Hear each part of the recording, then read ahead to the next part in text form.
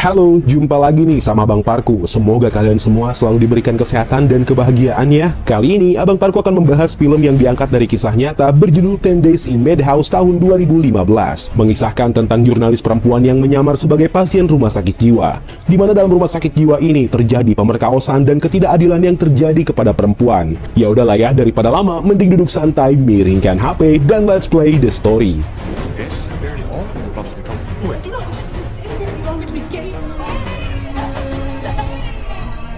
Berlatar belakang di kota New York, Amerika tahun 1887, kita akan diperlihatkan dengan rumah sakit jiwa yang berada di Pulau Blackwell. Di sana ada seorang wanita yang hendak disuntik mati, di mana saat penyuntikan berlangsung, si wanita secara sadar mengatakan bahwa tidak ada yang salah di dalam dirinya. Dan setelah wanita itu meninggal, seorang pria tua pun memerintahkan perawat untuk membawa jasad si wanita ke bangsal krematorium untuk segera dikremasi.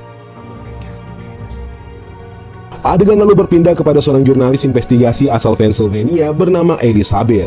Elizabeth ini mempunyai nama pena atau nama samaran bernama Nelly. Kita sebut aja Elizabeth ini Nelly ya, biar gampang. Sejak Nelly kecil dia memiliki cita-cita menjadi seorang penulis, di mana saat tahun 1885 Nelly ini memulai karirnya sebagai jurnalis lokal di wilayahnya. Selama 2 tahun Nelly pun mengkritik sebuah artikel dari surat kabar yang diterbitkan oleh perusahaan raksasa The New York. Selama 2 tahun Nelly pun mengkritik sebuah artikel dari surat kabar yang diterbitkan oleh perusahaan raksasa di New York. Dalam artikel itu tertulis jika wanita nggak bisa seperti laki-laki, karena wanita hanya bisa memasak dan mengurus anak. Seolah-olah artikel itu merendahkan peran seorang wanita. Nelly mengkritik keras dan berjanji akan membuktikan bahwa dirinya bisa melakukan hal yang dilakukan laki-laki. Berkat kritikannya itu, surat kabar bernama The New World yang menulis artikel tersebut pun merekrut Nelly sebagai jurnalis. Yang mana hal itu adalah sebuah prestasi buat Nelly untuk menjadi jurnalis dunia. Karena Nelly lah jurnalis wanita pertama yang bekerja di surat kabar The New World. Di balik kesuksesannya direkrut oleh perusahaan surat kabar nomor wahid di dunia, Nelly yang merupakan jurnalis pertama di perusahaan itu pun mendapatkan perlakuan yang kurang mengenakan. Nelly tidak disapa oleh senior yang lain saat sedang menunggu panggilan dari Pak John selaku pimpinan redaksi. Saat Pak Joseph pergi, John pun menjelaskan jika Nelly akan ditugaskan menyamar di rumah sakit jiwa Pulau Blackwell. Tugas ini akan jadi kesempatan bagi Nelly untuk membuktikan bahwa wanita bisa melakukan tugas laki-laki. Sebab nggak ada jurnalis yang berani ke rumah sakit jiwa itu, karena jika sudah di sana, konon katanya nggak akan bisa kembali. Ada berbagai macam hal yang sedikit mencurigakan, dari mulai masuknya pasokan dana pemerintah yang cukup besar ke rumah sakit jiwa Blackwell dan juga para pasien yang tidak pernah sembuh. Bahkan ada dugaan pemerkosaan karena semua pasien sakit jiwa adalah perempuan. Ia pun gak ragu untuk berpura-pura menjadi pasien sakit jiwa agar penyamarannya tidak terbongkar. Sebelum benar-benar dibawa ke rumah sakit jiwa Blackwell, Nelly melakukan beberapa tes kejiwaan di pengadilan. Polisi yang membawa Nelly pun memberitahunya jika Nelly akan diantar ke tempat ekspedisi guna menemukan kopernya. Sebab Nelly selalu berpura-pura kalau kopernya hilang. Padahal itu hanya sebagian akting Nelly agar orang percaya bahwa Nelly gila. Oleh karenanya, hakim memanggil dokter kejiwaan yang tentu saja membuat Nelly jadi panik, takut aktingnya ketahuan. Beruntungnya, Nelly berhasil meyakinkan ke semua orang termasuk dokter kejiwaan bahwa dirinya memang gila.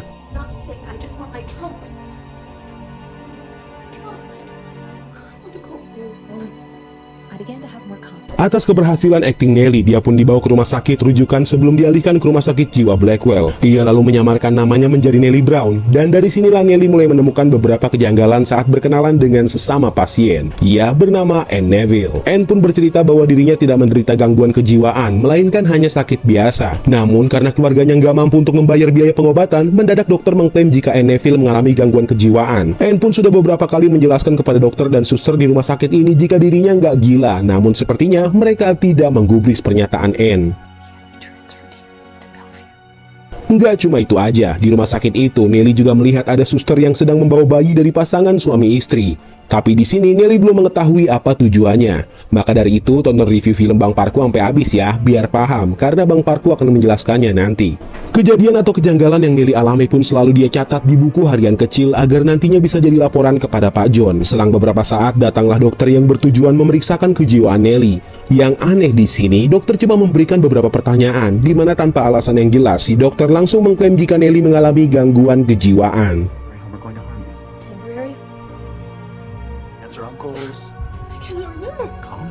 Setelah dites oleh dokter, keputusan akhir pun menetapkan bahwa Nelly akan segera dikirim ke rumah sakit jiwa Blackwell. Sebelum berangkat ke sana, suster pun memotong kuku Nelly dengan cara yang agak kasar. Sampai akhirnya Nelly dan keempat orang wanita lain termasuk Anne Neville pun diberangkatkan ke rumah sakit Blackwell. Saat dalam perjalanan, Nelly sebenarnya merasa sangat takut. Ia takut misi penyamarannya ini akan gagal. Apalagi dia membawa nama besar perusahaan Joseph Pulitzer serta mewakili perempuan agar tidak menjadi korban kejanggalan di rumah sakit Blackwell. Begitu sampai di rumah sakit Pulau Blackwell, suasana mencekam pun mulai menghantui Nelly. Dari mulai dikejutkan oleh pasien yang aneh serta suara-suara jeritan wanita yang nampak kesakitan. Ditambah dengan ruangan-ruangan yang begitu gelap.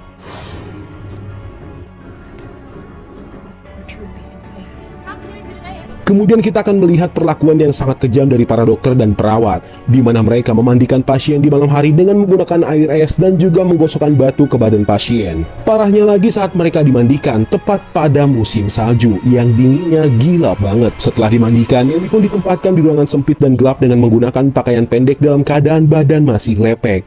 Nelly pun bersikap normal dan meminta kepada perawat agar memberikannya baju yang lebih layak sebab dia nggak akan bisa tidur. Perawat yang mendapatkan pernyataan kritis dari Nelly lalu memberitahu salah satu dokter sehingga si perawat pun balik lagi ke ruangan Nelly untuk memberikannya minuman yang sudah diberikan opium. Buat yang belum tahu opium itu apa, opium adalah getah dari buah candu. Yang mana opium ini sering dijadikan bahan baku narkotika. Efek orang yang mengkonsumsi opium ini akan mengalami lesu, ngantuk dan penurunan kesadaran. Atau yang paling parah, hilang ingatan atau amnesia.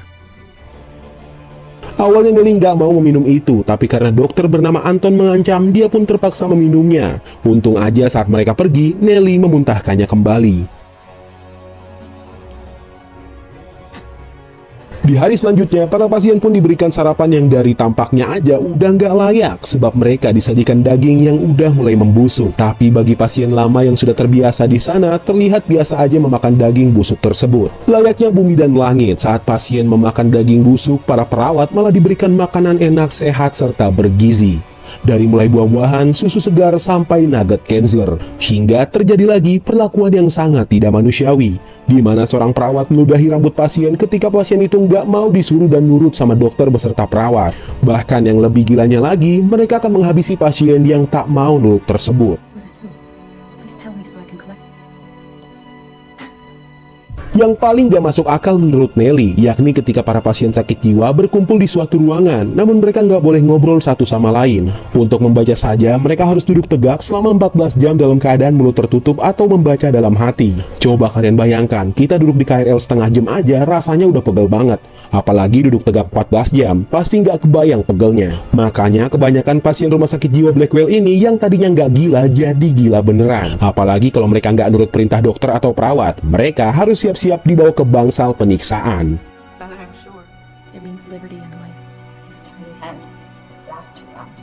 Esok harinya saat para pasien sedang berjemur, Nelly bertanya kepada seorang pasien yang bernama Leona, kenapa dia bisa berada di sini. Leona kemudian mengatakan jika dirinya masuk ke sini karena suaminya sendiri yang memasukkan dia ke rumah sakit jiwa Blackwell. Semua bermula ketika Leona memergoki suaminya selingkuh. Dan sepertinya sang suami menyogok dokter agar dokter mendiagnosa kalau Leona mengalami delusi dan gangguan kejiwaan. Mendengar hal itu, Nelly tentunya terkejut sekaligus menemui kejelasan bahwa memang rumah sakit Blackwell ini terdapat ketidakadilan terutama pada kaum wanita.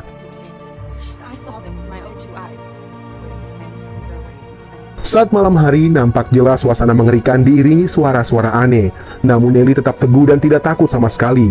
Ia menulis kejadian yang dialami di rumah sakit Blackwell ini dalam buku harian kecilnya. Sementara itu, Dr. Dan selaku pengelola rumah sakit Blackwell sepertinya merencanakan sesuatu kepada Nelly. Dr. Dan meminta kepada Dr. Anton untuk menambahkan dosis opium. Beruntungnya saat dokter atau suster memberikan minuman yang sudah dicampur opium, Nelly selalu memuntahkannya kembali.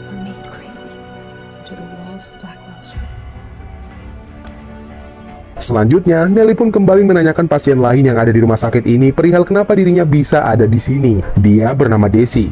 Desi pun bercerita bahwa sebelum masuk rumah sakit Blackwell, Desi hanya sakit tipes. Tapi karena keluarganya nggak punya uang, dokter malah mengirimnya ke tempat terkutuk ini. Cerita Desi hampir sama seperti Anne Neville saat Nelly berada di New York. Itu berarti mayoritas pasien sakit jiwa di sini sebenarnya kebanyakan orang kalangan miskin. Saat Nelly sedang berbincang, ia melihat dengan mata kepalanya sendiri. Ada 3 pasien sakit jiwa yang diikat layaknya hewan peliharaan.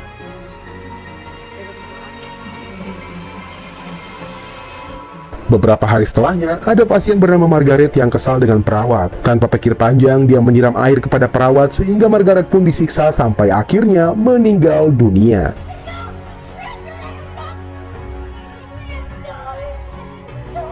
Di hari berikutnya, Nelly dihampiri oleh Dr. Dan untuk memastikan reaksi dari opium yang selama ini diberikan kepada Nelly. Secara tiba-tiba, seorang pasien bernama Louis pingsan karena baju yang mereka pakai tidak layak. Dr. Dan kemudian meminta kepada para perawat untuk membawa Louis pergi.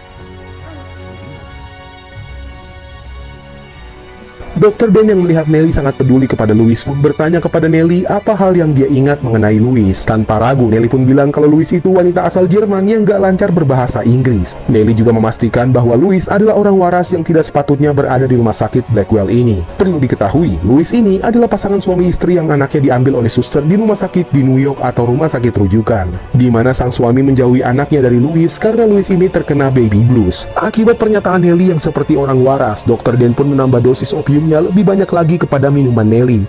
Tapi untungnya di sini lagi-lagi Nelly memuntahkan minuman itu. Singkat waktu, seorang reporter pria dari perusahaan Nelly bekerja datang ke rumah sakit jiwa Blackwell untuk menemui Nelly. Ia ingin memastikan keadaan Nelly baik-baik aja. Nelly kemudian diajak perawat menemui reporter itu, di mana sang reporter berpura-pura tidak kenal dengan Nelly, agar penyamaran Nelly tidak terbongkar. Karena gerak-gerik dari Nelly sepertinya mulai dicurigai oleh Dr. Dan dan perawat di sana.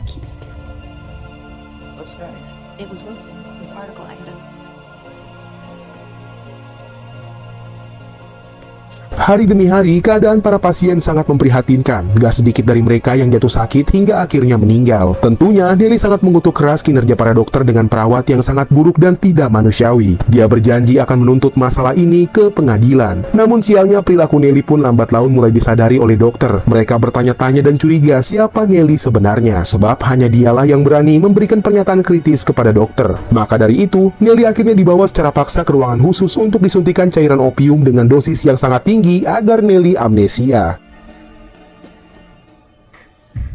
Nggak lama berselang, datanglah seorang pengacara bernama Hendrik yang hendak menjemput Nelly Brown. Awalnya, Dr. Dan keberatan jika Nelly dibawa, dengan dalih dia nggak bisa menjamin kesehatan jiwanya sekarang. Tapi saat Hendrik memberikan surat resmi dari seorang hakim bernama Davy, akhirnya Dr. Dan tak bisa berbuat apapun. Dr. Dan lalu mendatangi Nelly ke ruangan, di mana dia sangat panik melihat Nelly tak sadarkan diri. Hal itu dikarenakan jika Nelly meninggal, maka riwayat rumah sakit jiwa Blackwell akan tamat. Setidaknya kalau Nelly sadar pun, pasti dia akan lupa ingatan. Dr. Dan pun berusaha sekuat tenaga membangkitkan Nelly kembali, sampai akhirnya Nelly pun sadar dan alhamdulillahnya di sini Tuhan memberikan mukjizat. Nelly nggak lupa ingatan sama sekali. Sebelum pergi dari rumah sakit jiwa terkutuk ini, Nelly pun berpamitan kepada Anne Neville dan berjanji akan kembali untuk menjemputnya. Saking mengerikannya tempat ini, Nelly pun bertanya kepada pengacaranya, sudah berapa hari dia tinggal di rumah sakit jiwa Blackwell. Sang pengacara pun menjawab bahwa Nelly sudah berada 10 hari di rumah sakit Blackwell ini. So eagerly to leaving that horrible place. How long was I in the place?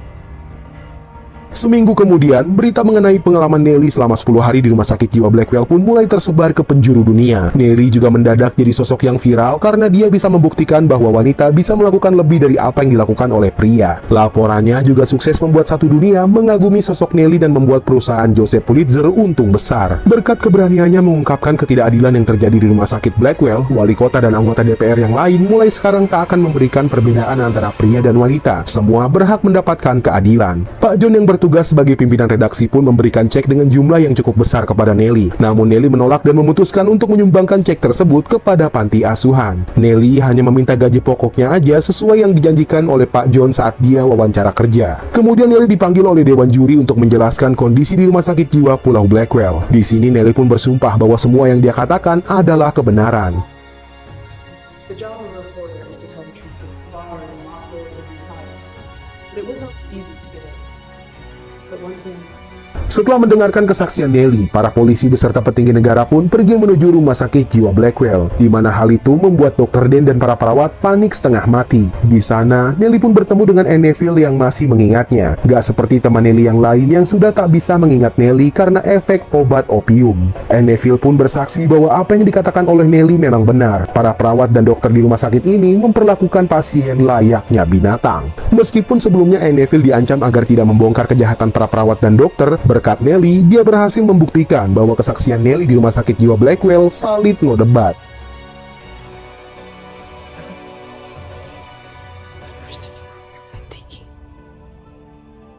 Beberapa hari setelahnya, hakim pun memutuskan untuk mengganti semua petugas rumah sakit jiwa dan rumah sakit rujukan. Karena rumah sakit rujukan dianggap sebagai pihak yang terlibat dengan kasus ketidakadilan dan korupsi yang terjadi di rumah sakit Blackwell. Hakim juga memutuskan untuk mengalokasikan dana sebesar $1 juta per tahun untuk kepentingan rumah sakit jiwa di Pulau Blackwell, agar para pasien sakit jiwa bisa mendapatkan pelayanan yang layak. Sedangkan para oknum yang terlibat di kasus rumah sakit jiwa Blackwell dihukum dengan hukuman paling berat karena telah menghilangkan banyak nyawa, pelecehan, dan juga kasus korupsi.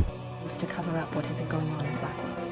Di akhir film, Nelly pun bertemu dengan Anne Neville yang kini sudah bekerja. Ia sangat berterima kasih kepada Nelly, dan berkat kinerjanya, Nelly juga difasilitasi oleh Joseph Pulitzer untuk keliling dunia guna memecahkan kasus ketidakadilan yang terjadi di penjuru dunia. Dan begitulah film ini berakhir. Nellie Bly atau Elizabeth Jane Cochrane dikenal sebagai wartawati atau jurnalis wanita pertama yang berhasil memecahkan banyak kasus ketidakadilan, korupsi, dan pembunuhan berantai di dunia. Dia meninggal pada 27 Januari 1922 dan dimakamkan di makam pahlawan di kota New York. Bahkan untuk mengenang jasanya, seniman di Amerika pun membuat patung Nellie Bly sebagai salah satu pahlawan Amerika. Mungkin segitu aja review film kali ini. Kurang lebihnya Bang Parko mohon maaf ya kalau ada salah kata dan pengucapan. Jangan